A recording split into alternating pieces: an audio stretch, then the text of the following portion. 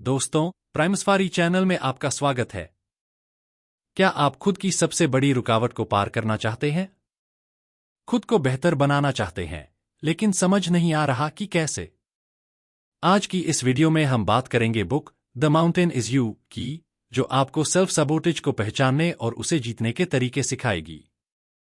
आगे हम जानेंगे सेल्फ सबोटेज क्या है। ये बुक आपको बताएगी कि कैसे अपनी कमजोरियों को अपनी ताकत में बदला जा सकता है। जब मैंने इस किताब को पढ़ा, तो मुझे समझ में आया कि मैं खुद ही अपनी सबसे बड़ी रुकावट था। जब भी मुझे कुछ नया ट्राई करना होता, तो मैं खुद को यह कहकर रोक देता कि क्या होगा अगर मैं असफल हो गया। लेकिन इस किताब ने मुझे सिखाया कि डर को स्वीकार करो और आगे बढ़ो। अब मैं कोशिश करता हूं कि हर दिन थोड़ा बेहतर बनूं।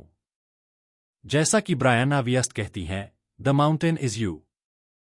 The only thing standing between you and your dreams is the version of yourself you are today. इसका मतलब है कि हमारी सबसे बड़ी रुकावट हम खुद हैं। हमारी सोच, डर और असुरक्षाएं हमें अपनी सफलता की ओर बढ़ने से रोकती हैं। तो क्या होता है जब हम खुद ही अपनी सबसे बड़ी बाधा बन जाते हैं? यही है सेल्फ सैबोटेज। तो दोस्तों, चलिए सबसे पहले समझते हैं कि सेल्फ सैबोटेज होता क्या है और क्यों यह हमारी सफलता के रास्ते में सबसे बड़ी चुनौती बन जाता है। ये किताब लिखी है ब्रायना वियस्ट ने। इस किताब में उन्होंने हमें खुद को समझने और अपनी कमजोरियों को ताकत में बदलने का तरीका बताया है। इस वीडियो में हम आपको इस किताब के सबसे बड़े लेसन और प्रैक्टिकल टिप्स देंगे, जो आपकी जिंदगी बदल सकते हैं। तो बने रहिए वीडियो के अंत तक। तो दोस्तों, चले सबसे पहले समझते हैं सेल्फ सैबोटेज होता क्या है। यह एक ऐसी स्थिति है जिसमें व्यक्ति अपनी अंदर की नकारात्मक मानसिकता के कारण खुद को और अपनी स्थिति को पीछे खींचता है। सेल्फ सैबोटेज, आत्मविनाश, एक मानसिक प्रक्रिया है जिसमें व्यक्ति अपनी सफलता, विकास या खुशहाली को खुद से बाधित करता है। इसमें व्यक्ति अचेतन रूप से या जानबूझकर अपनी प्रगति को रोकने वाले कार्य करता है, जैसे कि डर, संकोच, नकारात्मक सोच या आदतों के कारण अपने लक्ष्यों की ओर कदम नहीं बढ़ाना। कई बार हमारी असफलताओं का कारण कोई बाहरी परिस्थिति नहीं होती, बल्कि हमारे अपने निर्णय, सोच और आदतें होती हैं। इसे ही कहते हैं सेल्फ सैबोटेज। ब्रायना वियस्ट के अनुसार सेल्फ सैबोटेज उन भावनाओं और मानसिकता का परिणाम है जो हमें अचेतन रूप से अपनी प्रगति रोकने पर मजबूर करती है। ये हमारे डर, असुरक्षाओं और अतीत के दर्द का प्रतिबिंब होता है।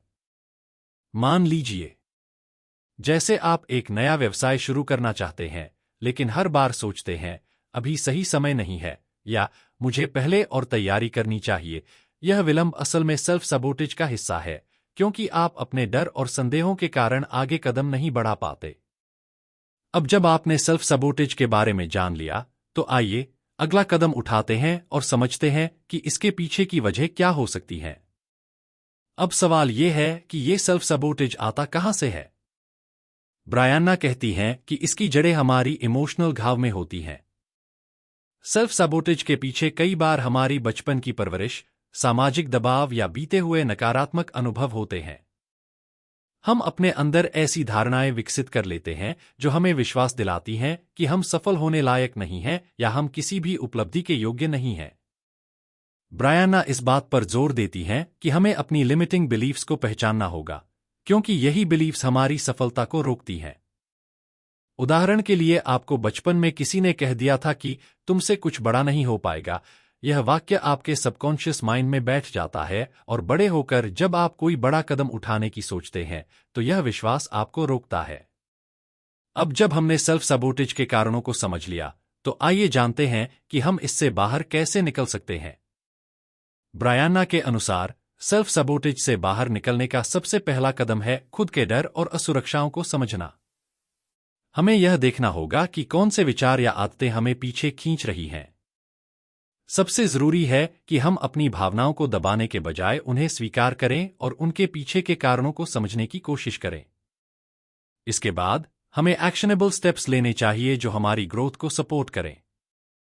प्रैक्टिकल टिप: हर दिन 10 मिनट निकालकर एक जर्नल में लिखें कि कौन कौन से डर आपको पीछे खींच रहे हैं। फिर उन डरों का समाधान सोचें। उदाहरण के लिए, अगर आपको डर है कि आप किसी काम में असफल होंगे, तो उस काम को छोटे छोटे हिस्सों में बांटकर धीरे धीरे आगे बढ़े। सेल्फ सबोटेज से उबरने के लिए अपने गोल्स को छोटे और अचीवेबल माइलस्टोन्स में बदलें। इससे आपको हर छोटे कदम पर कॉन्फिडेंस मिलेगा और आप बड़े लक्ष्यों की ओर बढ़ पाएंगे। सेल्फ सबोटेज से बाहर निकलने के तरीके को समझने के बाद अगला कदम है कैसे हम अपनी भावनाओं को ठीक कर सकते हैं और खुद को बेहतर बना सकते हैं। इमोशनल हीलिंग का अर्थ है अपने अतीत के दर्द, गलतफहमियों और असुरक्षाओं को पहचानना और उन्हें धीरे धीरे ठीक करना। ब्रायन्ना कहती हैं कि हीलिंग कोई ओवरनाइट प्रोसेस नहीं है। इसके लिए सेल्फ अवेयरनेस, पेशेंस और रेगुलर सेल्फ केयर की जरूरत होती है। इमोशनल हीलिंग के बाद सेल्फ मास्टरी की ओर बढ़ा जा सकता है। सेल्फ मास्टरी का मतलब है अपनी आदतों, सोच और जीवन पर नियंत्रण पाना और अपने उद्देश्यों को प्राथमिकता देना। चले प्रैक्टिकल एग्जाम्पल से देखते हैं। अगर आप किसी रिश्ते में बार बार वही गलतियां दोहरा रहे हैं, तो यह समझने की कोशिश करें कि क्या यह आपके बचपन के किसी अनुभव से जुड़ा है। उन भावनाओं को स्वीकार करें और खुद को यह याद दिलाएं कि आप उन अनुभवों से अलग हैं। फिर अपने वर्तमान व्यवहार को बेहतर बनाने पर ध्यान दें। सेल्फ सबोटेज से सेल्फ मास्टरी तक का सफर। इस सफर के दौरान हम जो कुछ भी सीखते हैं वह हमें अंततः आत्मनिर्भर और मानसिक रूप से मजबूत बना सकता है। आइए इसे पूरी तरह से समझें। ब्रायन्ना वियस्ट की द माउंटेन इज यू हमें यह सिखाती है कि हमारी सबसे बड़ी बाधा हम खुद होते हैं। लेकिन अगर हम अपने डर, असुरक्षाओं और अतीत के घावों को पहचानकर उन्हें ठीक करना शुरू करें, तो हम सेल्फ सबोटेज को सेल्फ मास्टरी में बदल सकते हैं। यह सफर मुश्किल जरूर है, लेकिन इसका हर कदम हमारी सफलता के लिए जरूरी है। Remember, the mountain isn't in your way, the mountain is you. अगर आपको ये वीडियो पसंद आई हो तो लाइक और शेयर करना न भूलें। इस किताब को पढ़ने का प्लान है या आपने इसे पढ़ा है? अपनी राय हमें कमेंट में बताएं। और अगर आप ऐसी ही और किताबों की समरीज देखना चाहते हैं तो चैनल को सब्सक्राइब करें और बेल आइकन जरूर दबाएं। मिलते हैं अगली वीडियो में, तब तक खुश रहें और आगे बढ़ते रहें।